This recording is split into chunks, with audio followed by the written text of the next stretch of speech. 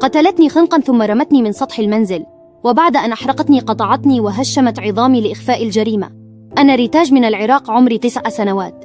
خرجت وقت ظهيره من بيتنا متجهة لبيت جدي الذي كان يسكن قريبا منا، ثم نادتني امرأة أعرفها، هي جيراننا التي أخبرتني أنها قد اشترت العابة لي، وعندها ذهبت معها إلى بيتها، ثم أدخلتني غرفة وأغلقت الباب وخنقتني، لكنني لم أمت، ما زلت تنفس، ثم حملتني ورمتني من سطح منزلها وضربتني وهشمت وجهي وجمجمتي.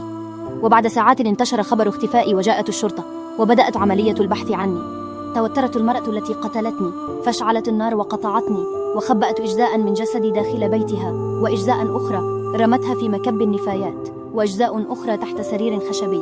لكنها لم تتوقع أن أحد رجال الشرطة وأهل الحي بدأوا يشكون فيها، رغم أنهم اقتحموا منزلها مرة أولى ولم يجدوا شيئا إلا أنهم راقبوها وعثروا على أجزاء داخل مكب النفايات، ثم الأجزاء التي تبقت داخل منزلها بعد محاولة هروبها من الحي بعدما منع ابنها دخول الشرطة مرة أخرى للمنزل لتفتيشه.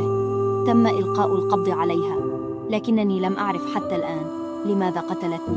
أنا لم أفعل لها شيئا.